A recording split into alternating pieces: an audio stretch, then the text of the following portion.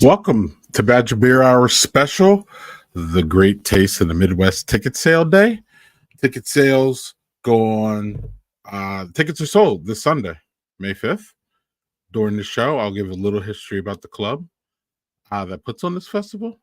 I will speak to the ticket lead about ticket sales details, and I will also chat with this year's chairman of the Taste about online lottery and volunteering to help her get the taste. Without further ado, we will jump right in.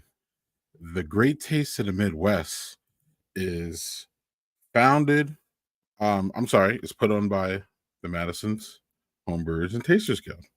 The MTHG was founded in 1983. So 41 years celebrating this year. You can find out more information about the Madison's Homebrewers and Tasters Guild at mhtg.org. Full disclosure, I've been a member of this club for more than a few years. I have many friends. Two of them I will introduce y'all to tonight. Madison's Homebrew and Tasters Guild is the volunteer organization and nonprofit that is behind the Great Taste of the Midwest. The Madison Homebrewers and Tasters Guild is a local homebrewing club. This is taken right from their website, and not nonprofit organization located in Madison, Wisconsin, which was created to aid and educate members in the appreciation and legal production of fermented malt beverages, including those brewed at home and those brewed commercially. The first Great Taste of the Midwest was held on May 7th, 1987. Here I have two excerpts from a book that was made, The History of the Great Taste, and shout out to Mark Schnepper for that one. My friend and former president of the MTHC.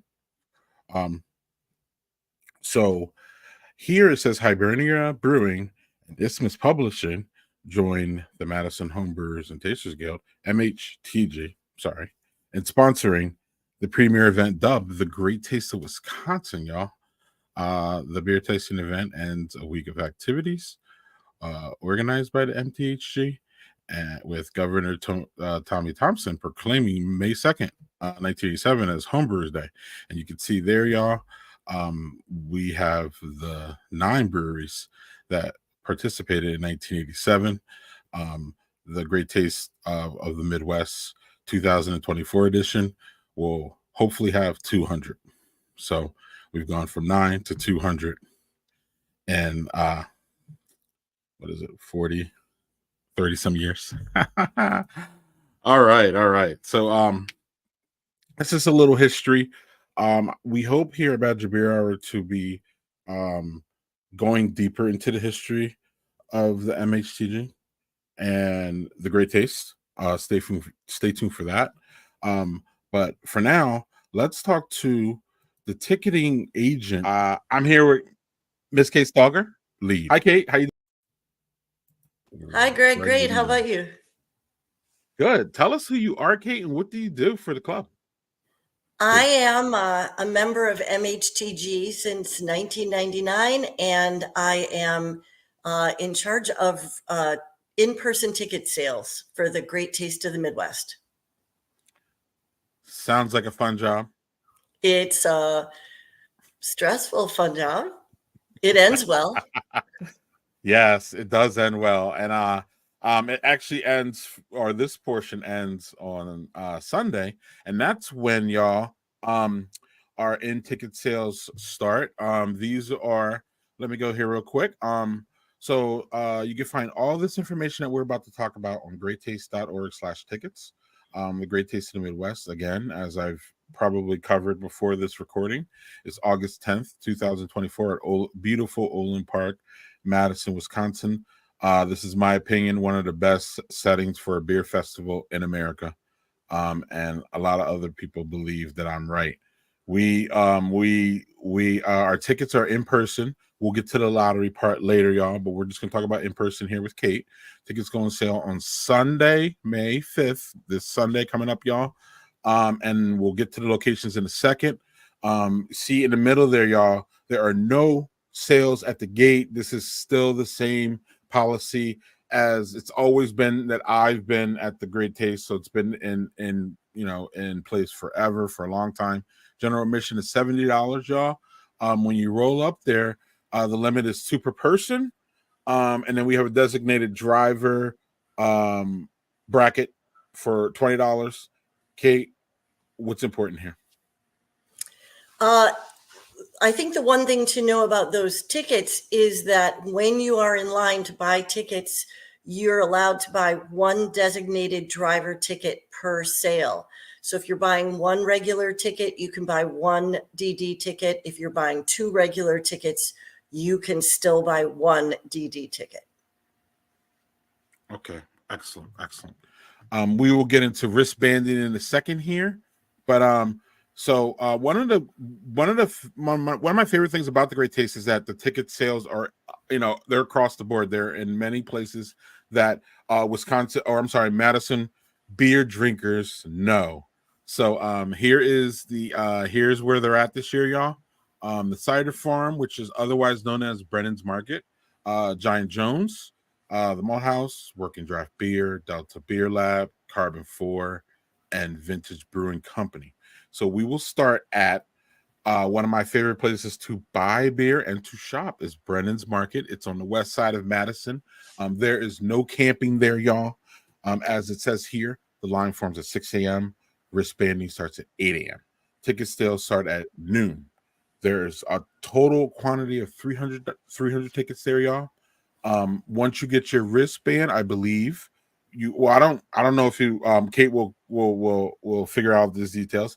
I think Brennan's looks like it's open at 8 a.m. So you get your wristband at 8 a.m. and you can go into Brennan's, which houses the Cider Farm, y'all, on the side there. They have 5 local craft beers, they have 8 ciders, and they have a red wine. So if you want to, have a little drink before, while you're waiting for the ticket sales to start at noon, that's what's up. Brennan's has a bunch of parking, so that's not an issue here. And what did I get wrong, Kate? And what else do we know about Brennan's in this area? Well, I hate to begin by correcting you, but Cider Farm and Brennan's are 2 separate businesses. They are in no way related, except they share a landlord, and they're in the same building. So the Cider Farm is a cidery. They grow their own apples. They have an orchard west of Madison that's open to the public, and then they make ciders and they sell them in Madison. This is their 2nd year selling tickets for the Great Taste of the Midwest. Last year we allowed camping there, and it's easy because there are no other businesses open on Sundays in that immediate vicinity except Brennan's and Cider Farm, which makes it nice, low traffic, plenty of parking. This year we aren't going to do camping there, but Brennan's will be open and the Cider Farm will be open. Our hope is that we have a good turnout. It's our furthest west and furthest southwest spot that we're selling tickets this year. They have 300 tickets, as you said, which means 150 people will be guaranteed 2 tickets each, and anyone who gets into line after that is at their own risk. Sometimes people do buy 1, but not always. They will be serving cider and beer. They have several beers on tap. They will be open at 8 a.m. Brennan's Market will be open at 8 a.m. So when people get into line, there will be beer, food, and restrooms available. Excellent. We will move on to our next one, which is the Delta Beer Lab. That's on, I think we consider that the south side of Madison. There's no camping there. The line forms at 6 a.m. and the wristbands start at 6 a.m. And we're interesting, and Kate will address that. Ticket sales start at noon. We have 600 tickets there. Plenty of parking. It's kind of like a big corridor there if you've been to Delta. It looks like they're going to open at 6 a.m. for wristbanded patrons only. Looks like the first 100 lineup in the brewery. We got 14 of their craft beers on. They might have some of their wonderful sodas, Kate. I don't know if you ever had them. Hmm. And it looks like food is available. And Capital Petra opens at 6 a.m. I believe that's what the closest place where we can get food, or why is Capital Petra there? And address, yeah, Delta Beer. Yeah, Capital Petrol has all kinds of snacks and drinks and things, and they're just half a block away from Delta. Um, so this is Delta's third year selling tickets for us, and they were the first location to not allow camping, and that's because they have a landlord and several people share that building. Some of them do sensitive scientific work, and they didn't want people camping overnight. There also was an issue. They were in the town of Madison. Now they're in the city of Fitchburg. So the jurisdiction has changed, and nobody was really sure what the rules would be. So when we opened Delta 2 years ago without camping, we got a new demographic showing up for tickets, which was really exciting for us. That has happened a few times during my tenure where we've tried something new and gotten a wonderful new result from it. The people who came to Delta were older, more couples, people who couldn't camp out overnight, disabled. Anyway, lots of different people. It was wonderful to see. So we've expanded that, as you can see this year. Delta loves this event and loves to open early, and they are not restricted by the City of Madison regulations. So they're all going to be there at 6 a.m., ready to serve beer. They make quite a party of it. The first 100 people into their brewery, where they line up chairs, and everybody else down the parkway, some on grass, some in the beer garden, some in the parking lot. And they always make the best of it. They always have a lot of fun. Yeah, and it's a fun place to stop for sure. So the next place is Giant Jones. Giant Jones is what we consider east side, downtown-ish, east side of Madison. There's no camping there. The line forms at 7 a.m. As you can see out of the parking lot there. I believe the parking lot is pretty good as far as I'm not sure. Kate maybe can answer that, if whether we could park there or not. Normally, I don't park there. Normally, I don't think we can. Kate's giving me a shake no, so don't park there. But that's where the line will start. As y'all know, Giant Jones street parking, if y'all have ever been there, line forms at 7 a.m., wristband at 8 a.m.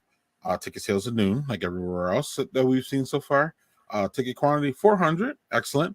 But look at this. I'm excited for this. I'm going to make sure I'll be there. I will be there at some point. Beer, breakfast, and bluegrass bash, y'all. Live music starts at 10 a.m., it looks like, to 1 p.m. Giant Jones opens at Sunday at 8 a.m. for wristbanded patrons. Once you get your wristband, you can go into Giant Jones there.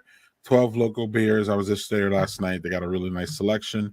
And then food is available. There's a lot of different businesses close, y'all. Right up on it's not Will, it is Willis Street, isn't it? Anyway, Kate, take it over. Okay, Giant Jones has 1 year under their belt selling Great Taste tickets. They had such a good time that they asked us if we could make more of an event of it this year, which of course we're always happy to do. So we gave them more tickets than they had last year, and they brought in a acoustic bluegrass band.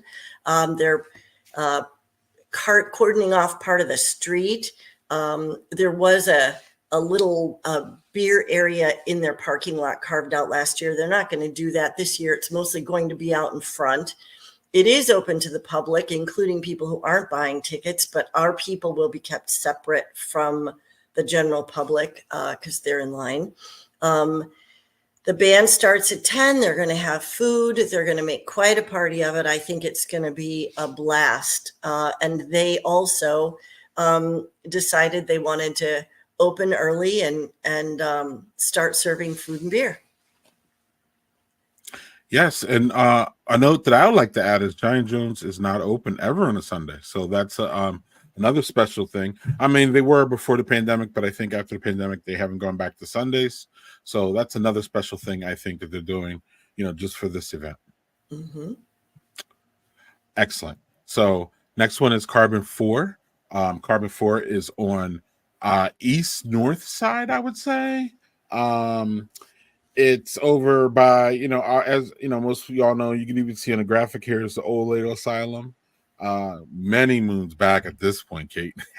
Yeah, But yeah. what Carbon 4 is offering us this year is the only site that's going to allow camping. So the line forms, y'all, 1 p.m. on Saturday.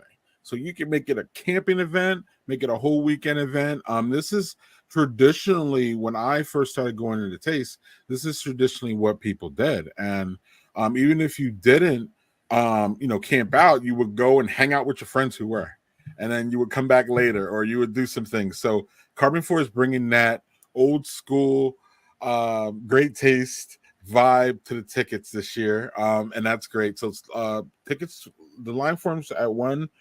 I would assume Kate will give us some more details here, but I would assume you show up with your tent. They'll help you out, where to go. They'll have some lines. They'll show you what's up. Wristbanding starts at 8 a.m. on Sunday. The ticket sale is noon like everywhere else. I'm seeing 500 tickets there, so that's a good amount.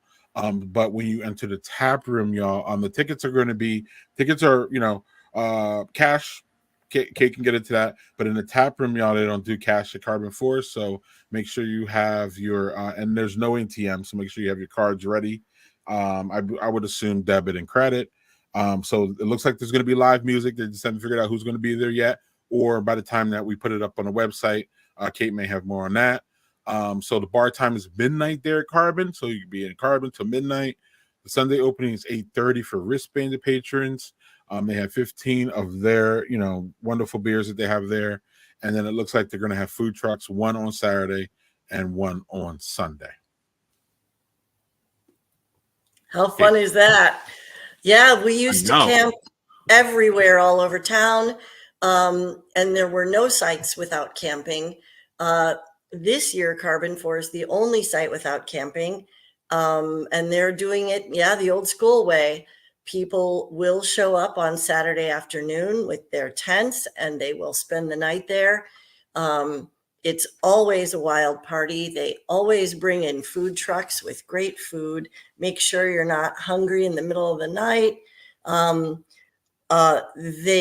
They stay open late, and they open early Sunday morning. We have 2 porta potties there for the overnight people. And that is the only location this year where we have porta potties. They serve a nice breakfast too. Every year they serve a nice breakfast. So people who go there take advantage of that, because Saturday night is pretty rough for people, and we still need them to put their tents away and be back in line by 8 a.m. Excellent. Let's see here. Next is the Malt House. Kate will give us the details on that, but I believe the Malt House has always been, at least in my sphere of the Great Taste, an outlet. But there's no camping there this year. I remember being there previously. Line forms at 6 a.m., y'all, so get there early. We're spending at 8. Ticket sales at noon. Sounds, kind of, in that barometer of where everyone else is generally. 200 tickets there, y'all. So 100 people can buy 2. No charcoal grills. I like to hear what Kate says about that, because I think that's the only one I saw that there. Maybe there's a tradition going on. Bill will open up the Malt House at 10 a.m. As y'all know, if y'all been in the Malt House, there's going to be 18 wonderfully crafted craft beers from around the world, around Madison, around Wisconsin, and around America. The Tablets, in my opinion, is one of the best that we have. And within walking distance, if y'all familiar with the Malt House, there's numerous places to, just jump off and get some quick food. What's going on at the Malt House, Kate? Well, the Malt House has always sold tickets for as long as they've been here. And this year they decided that we wouldn't have camping for the first time. And they aren't going to open at 8 a.m., which means people are going to spend some time in line without access on site to food or a toilet. So they need to be prepared when they come. Although, like you said, there are lots of neighboring businesses who have both food and toilets. So they will be fine. There's a Burger King, a McDonald's, a couple of pizza places, Walgreens, all within a very short walk. The line can form at 6 a.m. There will be no parking in the parking lot. But again, there's plenty of on-street and parking lot parking nearby. They have fewer tickets than they've ever had before. So don't judge this year by past years. If you're driving by looking at lines, that will be important. So the first 100 people, like you said, will get tickets, and anyone after that is at their own risk. Excellent. Yeah. Malthouse, yeah, y'all know going there. A lot of times, especially during busy times, the parking is limited. So y'all know where to park at the Malthouse. I don't have to tell you. Generally speaking. And if you aren't you know what I mean, like if that is a problem for you, then jet over to maybe the cider farm or something like that. So like where there's other places where there's more parking. But yeah, the Malthouse is one of them for sure. And Vintage Brewing on the west side, off of, it says Whitney Way there. Yeah, it is Whitney Way. I always think it's Gammon, Kate. I always get those two mixed up. But anyway, there's no camping this year at Vintage. The line forms at 6 a.m. Wristbanding at 8 and tickets at noon. Kind of sound, same theme here, y'all. We have 500 tickets here, so that's seems like a good amount. Vintage opens at 8:30, and it says here, y'all, that the food starts at 8:35. They have 30 beers on tap. I believe probably most of them are vintage taps, which is award-winning. Craft brew, brew pub of the year a couple years ago. I personally spent a birthday there, so I highly recommend their food. This is just plenty of parking here, so we don't have to worry about that. Big old parking lot. And yeah, Kate, what's going on with Vintage this year? Well, Vintage has sold tickets for us ever since we switched from liquor stores to breweries for our locations. And they have been a great partner all these years, and people love to camp out there. It's always fun. This year, the person in charge at Vintage of the camping is out of town. And so they decided that the best thing is to not allow camping this year, but we'll be right back at it next year again. They have 500 tickets, as you said. They serve a beautiful breakfast to anyone who is there longer and needs some food. And they have great beer, as you know. They're going to also open early, and they will be open to the public.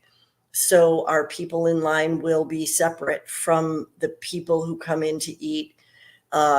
Again, like with every location, you're allowed to leave the line for 10 or 15 minutes to get a beer, go to the bathroom, order some food, but then you have to get back in line and wait, or you will be removed and not get tickets. And that's true here too. You can't go inside and sit down and have a leisurely breakfast and then come back out. But we do encourage you to buy food because it'll help you hold down the beer. Right. This is true. So yeah, there's Vintage, y'all. That's another West Side option for us. And certainly last but certainly not least, is Working Draft. I believe, I'm not sure, this may be their first year. I'm not sure Kate's going to verify all that, but there's no camping there. The line forms at 7, y'all. So this is a little bit later than I think we've seen elsewhere. Kate can confirm that. So that's a later option for y'all. If the 6 a.m. is a little bit too steep, 7 a.m. is there. Wristbanding right around the corner from Giant Jones too. So there's that. Noon, sales at noon. 200 tickets. So not that many tickets, but enough. Enough. Sunday opening at 8 a.m. for wristbanded tickets. Wristbanded patrons only, it says here. 13 local wonderful working draft beers. I love their beers. And light food available. I'm not sure what that means, but y'all know what light food means. Probably like, donuts and stuff like that. Maybe Kate has more information. Yeah, we were very sorry to lose Parched Eagle this year. We're all big fans of Parched Eagle. They sold tickets for us last year. Working Draft, it is helping pick up some of that slack. And they haven't done this before. So they wanted to be really sure to do it correctly. They have residential neighbors in the apartment building just next door. So they got a permit, and where you see that red line there is the area that we are allowed to have people waiting in line and drinking beer outside.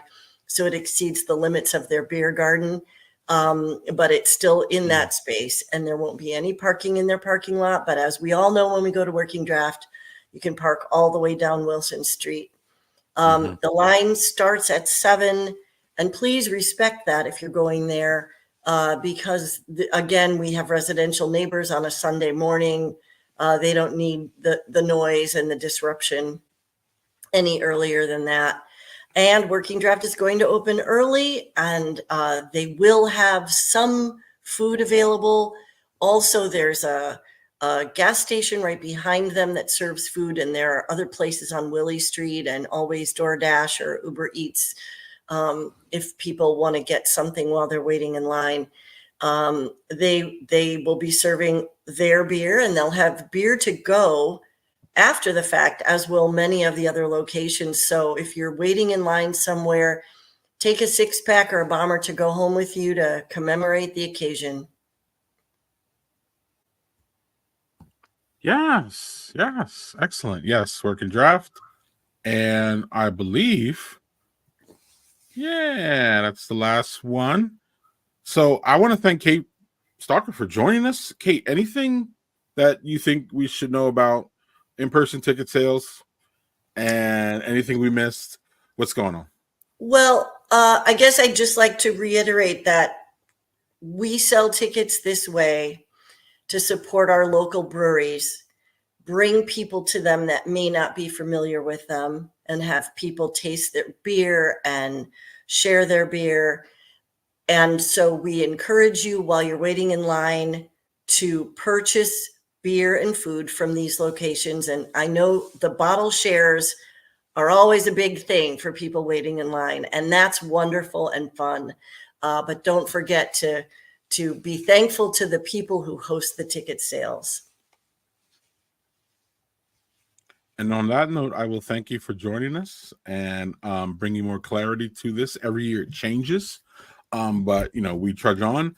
We're doing this to make it more easy for folks to understand what's going on this year, as opposed to previous years, because things change. Ordinances change, locations change, different things. Hey, people go on vacation, Kate, so things have to, things get moved around. And that's the fun part of Kate's job. So one last thank you for Kate here. Any final words, Kate? I just want everyone to enjoy the beer festival this year. We're so glad to have you. And if you see me on August 10th, say happy birthday. And look at that. See, look at that. It's the cherry on top there. You get to spend one of the best beer days in the state. With all your friends, and all that hard work comes to a head there, literally. So thanks, Kate, for everything that you do for the club and you do for Great Taste. As the Great Taste is 100% voluntary, y'all. As I covered probably before we do this, but we recorded this before the live stream this evening because Kate has things to do. So thanks, Kate. It's been great. Thanks, Greg. Yeah, so that was a good round table, or round table with two people. Anyway, a good recap of the locations on Sunday. So now we're going to let's bring on the chairman of the Great Taste.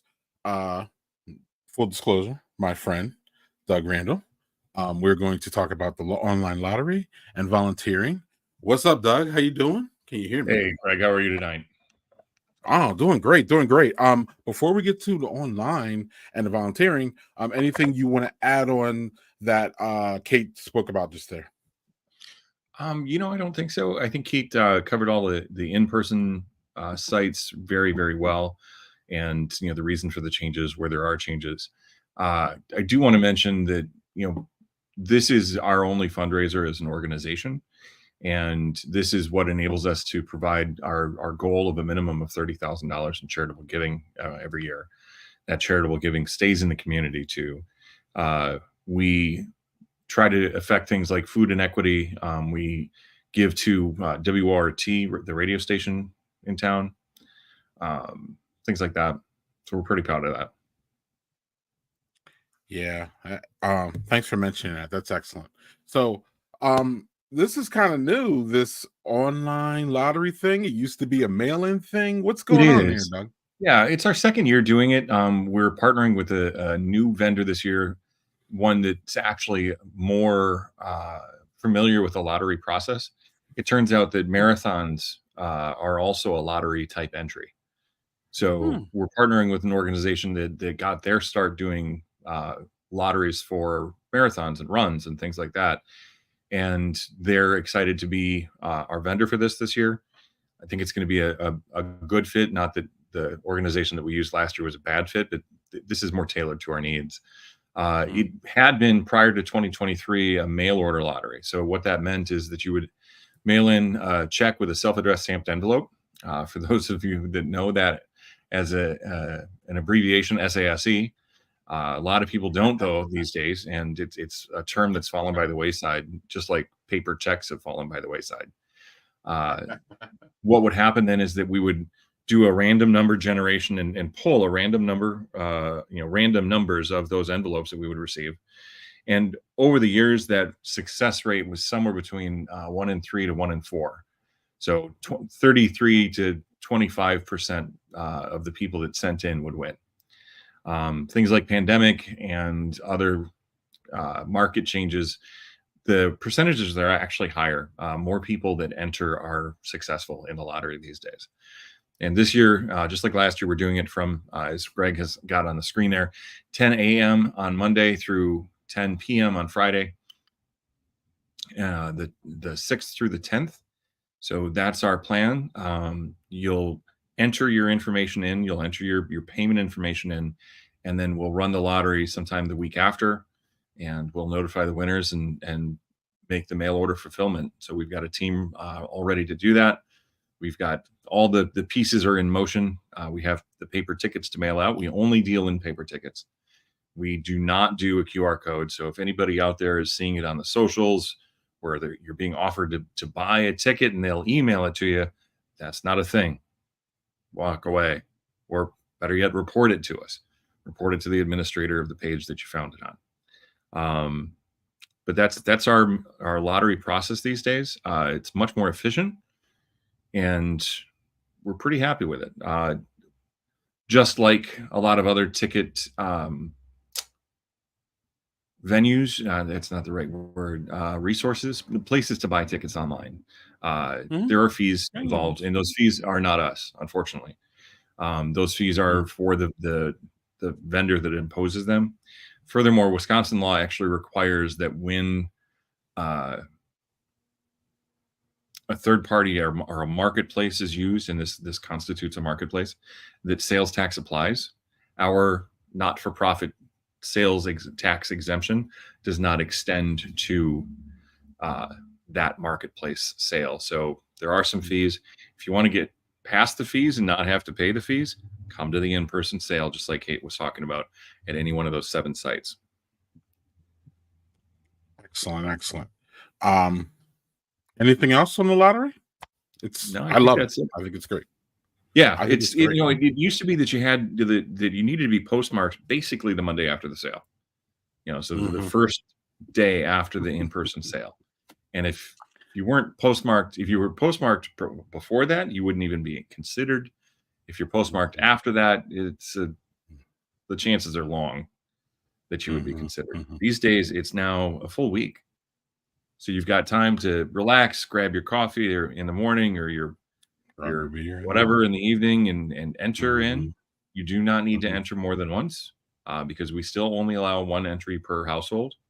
Um, and there are ways, even electronically, that we can identify those repeat entries. So please don't do that.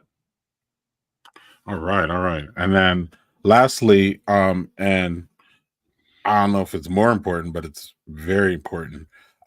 You want to talk about volunteering. Absolutely, Greg. We are the largest all volunteer beer festival in the country. We're very proud of that. We're the second largest, second oldest beer festival in the country in general, but we're the largest one and run entirely by volunteers. So we do have volunteers at greattaste.org as an email address that you can contact our volunteer coordination team. We are all volunteers, though. So if you send an email to them, please don't expect instant response. They will get back to you. We're still working on what slots we have open and what we need.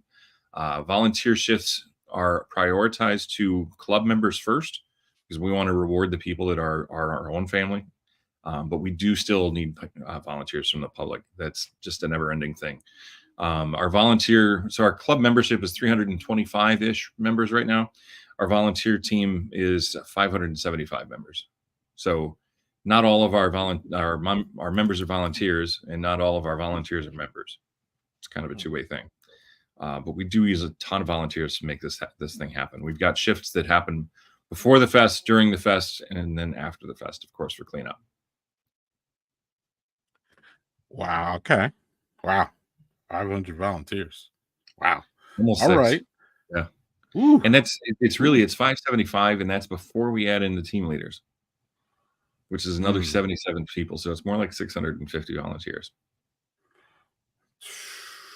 Massive, massive. It's a Herculean effort. How many?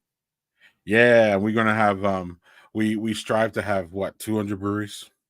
We strive for 200 breweries. We strive for 15% rookie breweries every year. The invites are almost complete. We're working on the last 3 to 5 or so, and we do expect some attrition over the summer. So there will be some spots that we're probably trying to fill even into the last minute.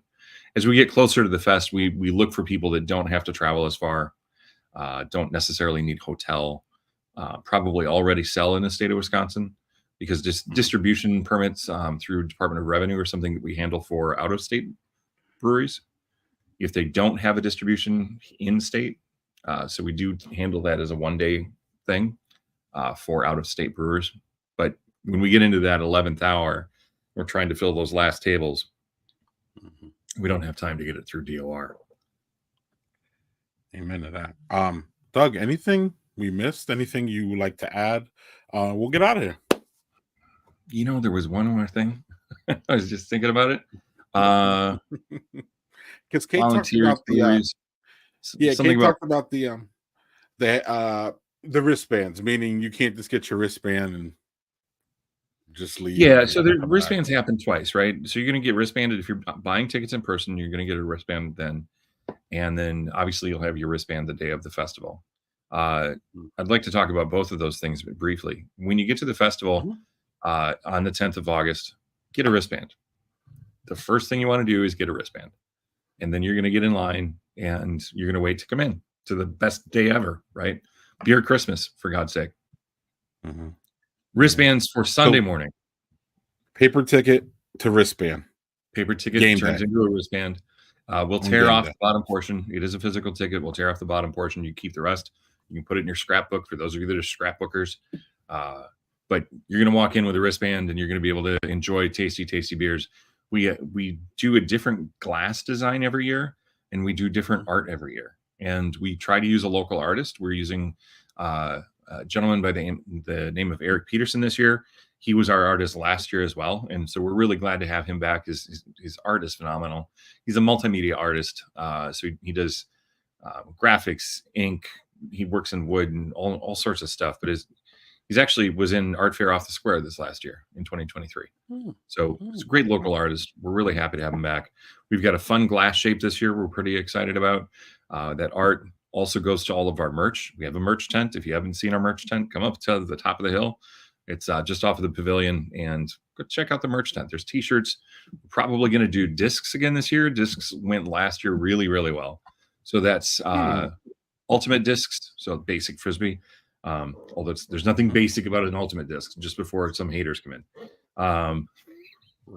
Then we're also doing, we did putter discs for disc golf last year. And both of those went really well. And we do hats and sweatshirts and t-shirts and stuff.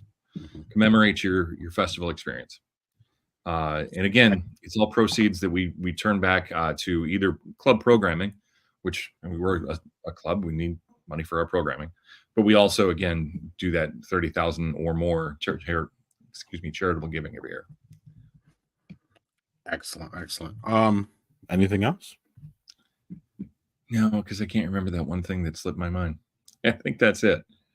All right. You know, when I hit end stream here, you're going to be like, oh yeah, that's exactly what's going to happen. That was it.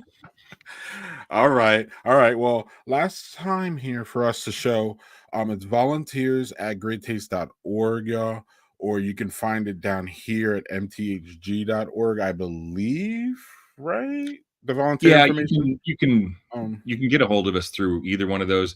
There's also greattaste.org is the official website for the taste itself. And right there it is on Greg's screen, greattaste.org/tickets. And that's where you'll find all of the ticket information, both the in-person sale and a link to get to the lottery and the lottery information. Excellent. Well, unless you remember what you need to, we're going to get out of here. But I wanted to thank you and Kate again for joining us and bringing clarity to all this, because sometimes with all the changes, and it's just such a big event, you know, there's times where, you know, any kind of, you know, miscommunication could happen. So it's Absolutely. it's really good that you had time to do this today. So I'm excited about that. And hopefully this will replay, y'all, on Saturday afternoon on the same platforms that you saw it tonight. So if anybody needs if anybody wants to see this, you can also see it on Badger Beer Hour's YouTube page, which it'll be there. But it also will restream on Saturday for folks who may have missed it tonight, and the eve of the ticket sales, which is a whole event in itself, as y'all saw.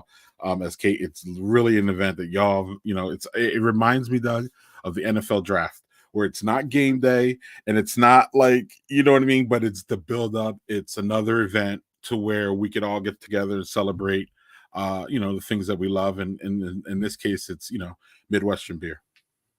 Absolutely. We're proud to be in our 37th year, and we're going to be, so two of us, our club president and myself are going to be on NBC 15 for their midday broadcast tomorrow, local NBC affiliate. So we're excited for that. And it was a pleasure having the chance to talk to you tonight, Greg. Well, thank you for, you know, putting us in the same category as NBC 15. That's wonderful. Oh, hell yeah. All right, Doug.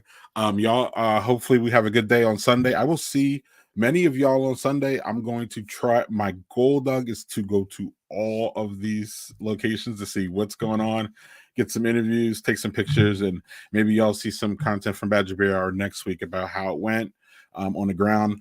I'm always fascinated by, you know, the beer culture in Wisconsin, and here at Badger Beer Hour, if we did not cover the biggest and the baddest beer festival, not only in Wisconsin and the Midwest, with all due respect to y'all, it would be a little bit of a malpractice. So thank you for letting us pull that off here at Badger Beer Hour, and we will see you on Sunday, and we will see you August 10th.